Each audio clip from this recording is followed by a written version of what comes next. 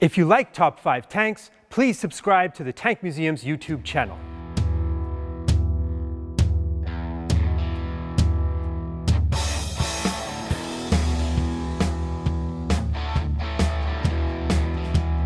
Hello everybody, my name is Richard Smith. I'm the director of the Tank Museum in Bovington, and today I'm going to be reviewing my top 5 tanks.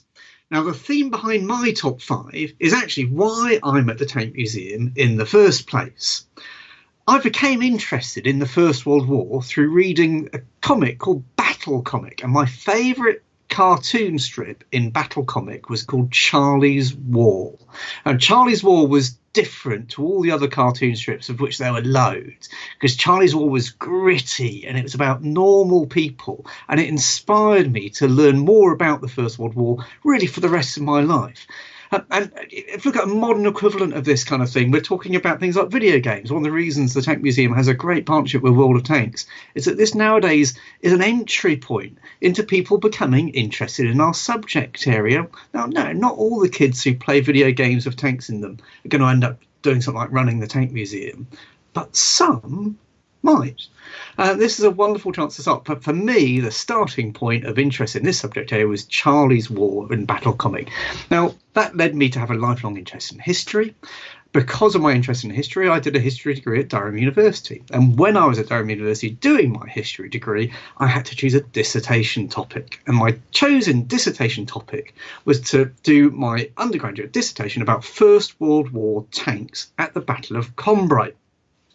Now, as part of doing that study, I came down to do some research at the Tank Museum in Bovington in the summer of 1993.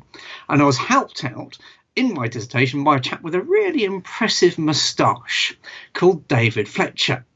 And it means I know just enough about this subject area to know how much more David Fletcher knows than I know. And here I am, 27 years later, I'm the director of the Tank Museum, and I'm doing the only job I've ever been qualified for. So today, this is going to be my top 5. My number 5 on my top 5 tanks is Little Willie.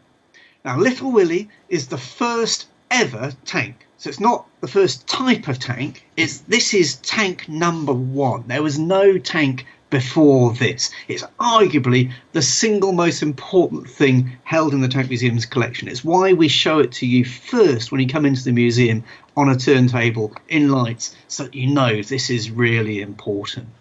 Now, the one of the things I find most interesting about Little Willie is not so much what it looks like, but the speed at which this thing emerges. When people talk about the British Army being stuck in the mud and technophobe, Little Willie proves that this isn't the case. This is Victorian engineers go to war. These guys are coming up with a brand new concept, and it goes from concept into this prototype in really little more than a year. You know, the engine is basically a bus engine. It's existing technology. It's just the biggest engine that they could get their hands on at the time. Tracks had been in agriculture for 30 years or more before the First World War. Tracks are existing technology. It's got armour. And armour isn't exactly a new idea. That's been around for a really, really long time. And it's also designed to take a gun in a turret on the top. And this is 1870s technology. This is also existing technology. So there's nothing new in Little Willie. Anybody could have done this over the previous 30 years, but nobody did. So you've got this pulling together of existing technologies into something that's a brand new weapon system. It's a peculiarly British approach to engineering, leaving everyone else thinking, why didn't I think of that? And that's why Little Willie is my number 5 tank in my top 5. Number 4 on my top 5 list is the British Mark I tank. Now, the Mark I is the oldest fighting tank in the world, and the one at the Tank Museum is the only one that survives to this day. It's produced just 9 months after Little Willie and on the battlefield at the Battle of Flers-Courcelette. And in that time, the production model has been designed, the guys have been trained on it, and it's been deployed to the Somme. And bear in mind, this is a brand new weapons system. The speed of development is astonishing. Indeed, if you look at the whole speed at which the British are able to produce new models of tanks in the First World War, it's breathtaking. You've got Little Willie in December 1915, the Mark I in September 1916, the Mark II is fighting at Arras in April 1917, the Mark IV is being deployed around May 1917, the Mark V in May 1918. So each model is essentially making the previous one obsolete, and give or take a bit. And so we're talking the same speed of evolution, the same speed of technology development as a modern mobile phone. So the Mark I is my number 4 as a triumph of innovation and engineering will. Number 3 on my top 5 list is a British First World War tank called a Whippet. Now, in my view, the Whippet is arguably the tank that does most to change the face of warfare. The Mark I is designed to move effectively at walking pace, somewhere between 1 and 4 miles an hour, 4 miles an hour downhill with the wind behind you. And it's best understood as a medieval battering ram designed to smash your way into a defensive system. Now, the Whippet is different. The Whippet is designed to move fast, in this case 8 miles an hour. But all of a sudden, with the Whippet, we have a weapon that's not a siege weapon, but a weapon of manoeuvre. 8 miles an hour is faster than walking pace. So this is a tank of the future. This is a tank in which we can see Blitzkrieg, the Great Swan, Desert Storm. Now, Tank Museum's example is a very nice one. It's commanded by a guy called Cecil Sewell, in which he wins a Victoria Cross in 1918. But my favourite feature on this tank is actually the paintwork on the turret. The paintwork on the turret is designed to get over a real problem that the Germans have created for us, where the German countermeasure is to fire at the vision slits in the tank, which is a dastardly act. The British countermeasure to what the Germans are trying to do is incredibly beautifully straightforward, that they paint on additional vision slits, creating more targets so that fewer bullets go to the right place. It's a beautiful example of simple engineering in action, and that's why the Whippet is my number 3. Now, number 2 on my top 5 list is a British First World War Mark IV tank.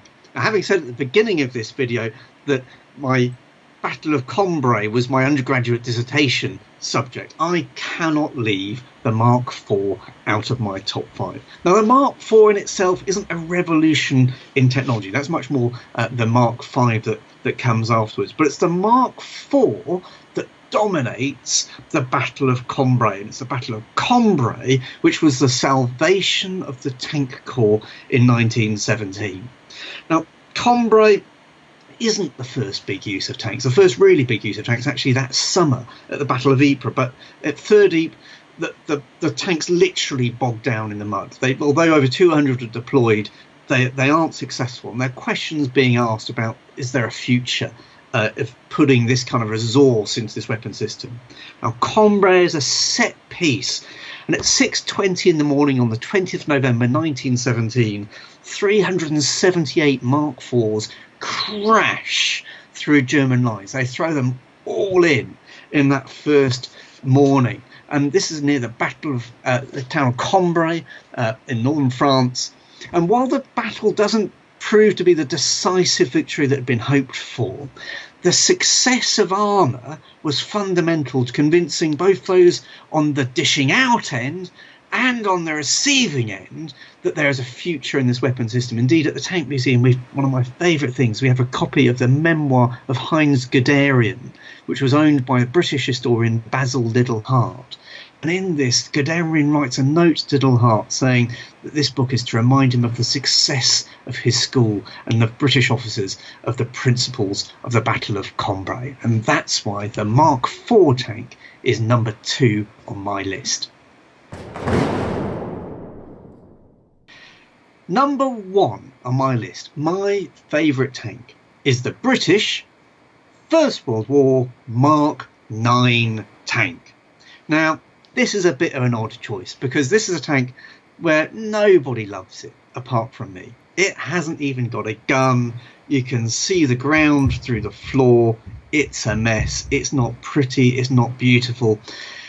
But it is unique. It's the only one left in the world, and it proves the astonishing achievement of British engineers in the First World War. Now, in 1914, these guys are devising, and by 1916, producing a brand new weapon system in the tank. And the tank remains a key feature of every modern army in the world over 100 years later. This is a huge achievement. But maybe they just got lucky. Well, in 1918, they do it again. The Mark IX is the world's first dedicated armoured personnel carrier. It's a second system that is in every army in the world 100 years later. It proves that the invention of the tank in 1914 to 1916 isn't a fluke. Now, it's not a perfect tank, the Mark IX. The intention in this tank was to have 30 guys standing up in the back. Now, and this is a tank where it still has the engine in the middle of the vehicle. It still leaks carbon monoxide merrily into the crew compartment. It doesn't have any suspension like all the other First World War tanks, so you can feel every bump goes all the way through your body. In common with every British tank before and since, the inside is full of pointy stuff that's designed to jab you in the head on a regular basis. But this vehicle is an embodiment of innovative design and responding to battlefield lessons. One of the reports at the end of the Battle of Cambrai says that one of the reasons they don't break through is because the infantry are exhausted. So you have to get these guys forward by any means other than foot. And less than a year from that feedback, you have this brand new weapon system. The Mark IX is even the world's first experiment with amphibious armour. We got film footage of a Mark IX with flotation tanks on the side being pushed into Pearl Harbor. Therefore, as a sign of innovation, proving that the way in which the tank in 1916 was produced wasn't a fluke, the Mark IX is my favourite tank and number one on my top 5 list. Well, I hope you enjoyed my top 5. If you did, please like the video and subscribe to us on YouTube so you can keep up to date with similar sorts of videos in the future. Please as well support the Tank Museum through Patreon. Any support you give us continues to help the museum operate and keep us producing this sort of content into the future.